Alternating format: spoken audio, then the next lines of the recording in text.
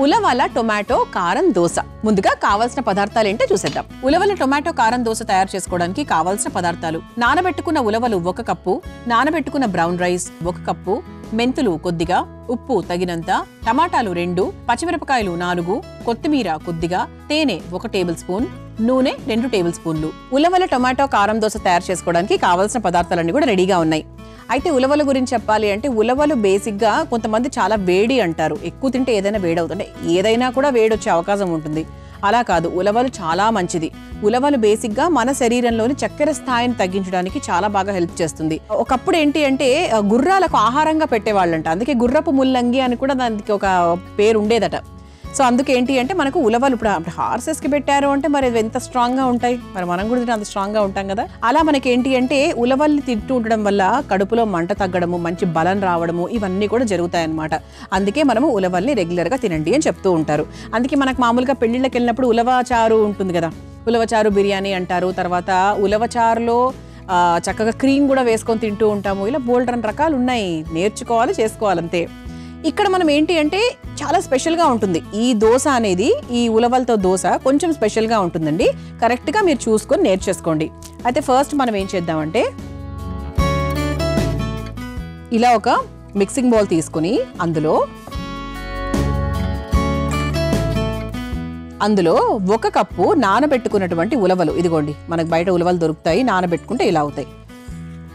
1 cup నానబెట్టుకున్నటువంటి ఉలవలు, దానికి తగ్గట్టుగా ఒక 1/4 కప్పు వరకు నానబెట్టుకున్న బియ్యం. ఇక్కడ నేను బ్రౌన్ రైస్ తీసుకున్నాను.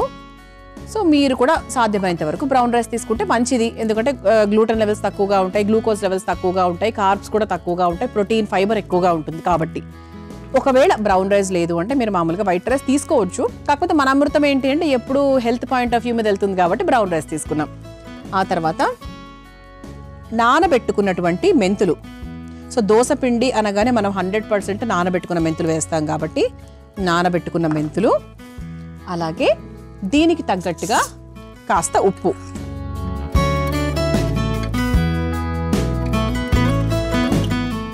ఓకే, సో ఉప్పు వేసేసుకున్నాం కదా.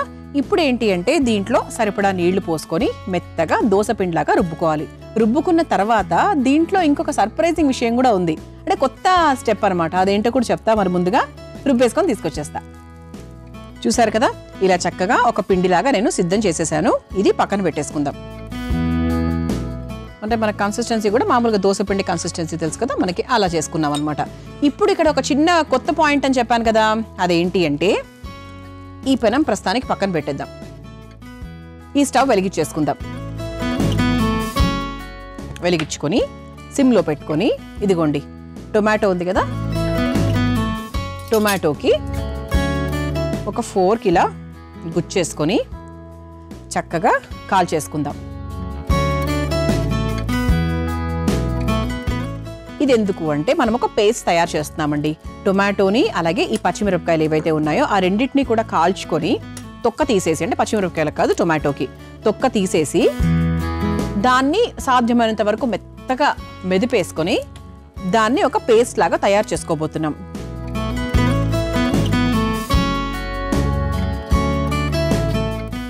ఇలా ఈ విధంగా మనం కాల్చుకోవాలన్నమాట. ఓకే, ఇది కాల్చింది మనం ప్రస్తుతానికి పక్కన పెట్టేద్దాము. అలాగే పచ్చిమిరపకాయలు కూడా మనం కాల్చుకోవాలి.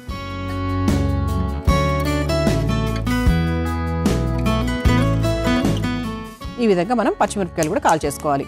ఒక 3 నుంచి 4, అంటే ప్రస్తుతాన్ని ఒకటే దోశ చేస్తున్నాను కాబట్టి దానికి తగ్గట్టుగా చేస్తాను అనమాట. ఈ విధంగా కాల్చుకోవాలి. అయితే నేను ముందుగానే ఈ టొమాటోని అలాగే పచ్చిమిరపకాయల్ని కాల్చి రెడీగా పెట్టాను, మీకు ప్రాసెస్ మాత్రం చూపించాను. ఇదిగోండి ఈ విధంగా అనమాట. ఇది ఇక్కడ మీరు చూసినట్టయితే ఇదిగోండి పచ్చిమిరపకాయల్ని చక్కగా 2 వైపులా ఇలా కాస్త మెత్తబడేంత వరకు, నల్లబడేంత వరకు కాల్చుకోవాలి. అలాగే టొమాటో ముక్కను కూడా చక్కగా తొక్కంతా తీసేసి మనము పీల్ చేసేసి పండును మాత్రమే ఇలా రెడీగా పెట్టుకున్నాం. ఓకే, ఈ ప్రాసెస్ నేను క్లియర్గా ఎక్స్ప్లెయిన్ చేశాను కాబట్టి మీరు కూడా అదే విధంగా చేసుకోవచ్చు. సో ప్రస్తుతానికి ఏం చేద్దాము అంటే ఈ పెనం మళ్ళీ ఇక్కడ పెట్టేసుకొని ఒక చిన్న మిక్సింగ్ బౌల్ తీసుకుందాం. ఈ చిన్న మిక్సింగ్ బౌల్లో మనం ఇలా కాల్చుకొని పెట్టుకున్నటువంటి టొమాటో ఏదైతే ఉందో ఈ రెండింటిని కూడా తీసేసుకుందాం. దీన్ని మెత్తగా మ్యాష్ చేసుకోవాలన్నమాట. ఇది ఆల్రెడీ మనకు ఆల్మోస్ట్ ఓకే, ఇలా మనకు కొంచెం మ్యాష్ చేసుకోవాలి. ఆ తర్వాత అందులో మనము ఈ కాల్చుకున్నటువంటి పచ్చిమిరపకాయలు కూడా వేసేసుకోవాలి. దీంట్లో కాస్త ఉప్పు, ఇలా మనకు కొంచెం లైట్గా ఉప్పు వేసేసుకొని ఈ తొడిమలు ఏవైతే ఉన్నాయో అవన్నీ కూడా తీసేసుకొని ఇలా కొంచెం ఇలా గుజ్జంతా తీసుకోవాలన్నమాట. పచ్చిమిరపకాయలు అది కూడా పూర్తిగా మనం మ్యాష్ చేసేసుకోవాలి. ఇది ఒకవేళ మీకు కావాలంటే చక్కగా దీన్ని కూడా మనకు మిక్సీ పట్టేసుకోవచ్చు, ఒక పేస్ట్ లాగా తయారు చేసుకోవచ్చు. ఇలా మనకు సాధ్యమైనంత వరకు చేత్తో ఒకసారి మెత్తగా మెదిపేసుకోవాలి. ఇప్పుడు దీన్ని కూడా ఏంటంటే ఉప్పు వేసేసావు, పచ్చిమిరపకాయలు ఉన్నాయి, టొమాటో ఆల్రెడీ మనకు రెడీగా ఉంది కాబట్టి దీన్ని చక్కగా రుబ్బేసుకుందాం. రుబ్బుకొని ఒక పేస్ట్ లాగా తయారు చేసుకుందాం. ఓకేనా? ముందుగా రుబ్బుకొని తీసుకొచ్చేస్తా. చూసారు కదా, ఇలా చక్కగా మనము టొమాటోని పచ్చిమిరపకాయల్ని కాస్త ఉప్పు వేసేసుకొని ఒక పేస్ట్ లాగా తయారు చేసేసుకున్నాం. ఇది కూడా మనం పక్కన పెట్టుకొని ఇందులో కాస్త తేనె కలిపేసుకుందాం. ఇది కొత్త విషయం అండి. సాధారణంగా మనం పచ్చళ్ళలో తేనె కలపము కదా, కానీ ఈ స్పెషల్ వంటలో ఏంటంటే కొంచెం తేనె మిక్స్ చేస్తున్నాం. తేనె మిక్స్ చేసుకొని ఇలా ఒక పేస్ట్ లాగా తయారు చేసుకుంటున్నాం, ఒక స్ప్రెడ్ లాగా అన్నమాట. ఇప్పుడు స్టవ్ వెలిగించేసుకుందాం.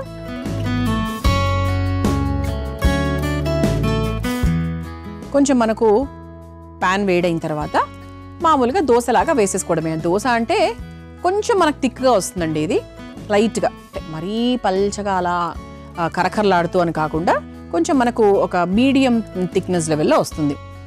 ఇదిగోండి, మనకు పిండి కూడా రెడీగా ఉంది. ఇందులో ఉప్పు కూడా మిక్స్ చేసేసుకున్నాం కాబట్టి ఇంకా ఏం వేయాల్సిన అవసరం అయితే లేదు.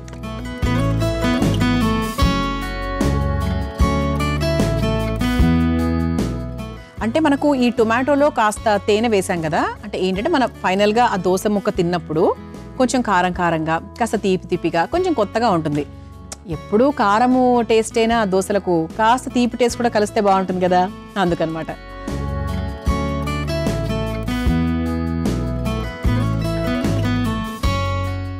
పెనం కూడా కొంచెం వేడైంది కాబట్టి మనం కాస్త నూనె వేసేసుకుందాం. కొంచెం వేసేసుకొని ఇలా కొంచెం మనకు స్ప్రెడ్ చేసేసుకొని మనం తయారు చేసుకున్నటువంటి ఈ ఉలవల పిండి ఏదైతే ఉందో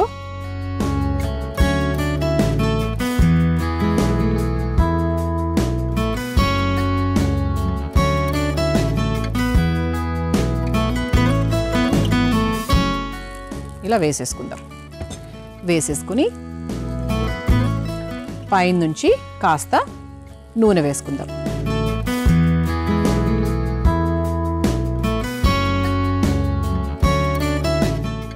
అలాగే మనం ముందుగా తయారు చేసుకొని పెట్టుకున్నటువంటి ఈ టొమాటో పచ్చిమిరపకాయ మిశ్రమం ఏదైతే ఉందో దాన్ని ఇలా చక్కగా దోశ మీద వేసేసుకుందాం. కొంచెం ఎక్కువగానే వేసుకోవచ్చండి, తీయ తీయగా బాగుంటుంది. ఇలా చక్కగా స్ప్రెడ్ చేసేసుకుందాం. మన టేస్ట్ చేసినప్పుడు కట్టా మీఠా టేస్ట్తో చాలా బాగుంటుంది. దోశ మొత్తం మీరు స్ప్రెడ్ చేసేసుకోవచ్చు.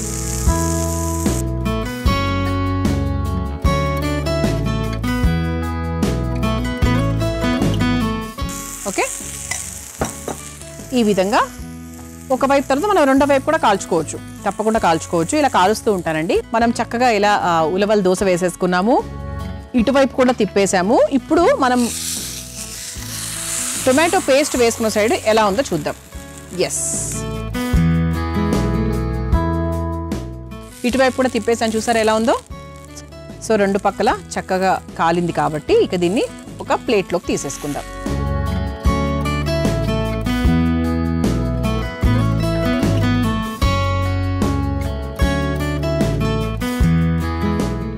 ఇలా కరకరలాడుతూ తీయ తీయగా కారం కారంగా ఉలవల టొమాటో కారం దోశ రెడీ అయిపోయింది. మీరు తయారు చేసుకోవాలనుకుంటే కావాల్సిన పదార్థాలు తయారు చేసుకునే విధానం మరొకసారి చూసేయండి. ఉలవల టొమాటో కారం దోశ తయారు చేసుకోవడానికి కావాల్సిన పదార్థాలు: నానబెట్టుకున్న ఉలవలు 1 కప్పు, నానబెట్టుకున్న బ్రౌన్ రైస్ 1 కప్పు, మెంతులు కొద్దిగా, ఉప్పు తగినంత, టమాటాలు 2, పచ్చిమిరపకాయలు 4, కొత్తిమీర కొద్దిగా, తేనె 1 టేబుల్ స్పూన్, నూనె 2 టేబుల్ స్పూన్లు. ఉలవల టొమాటో కారం దోశ తయారు చేసుకునే విధానం: ముందుగా ఒక మిక్సింగ్ బౌల్లో నానబెట్టుకున్న ఉలవలు, నానబెట్టుకున్న బ్రౌన్ రైస్, నానబెట్టుకున్న మెంతులు, సరిపడా ఉప్పు వేసి మెత్తగా దోశ పిండిలాగా రుబ్బుకొని పక్కన పెట్టుకోవాలి.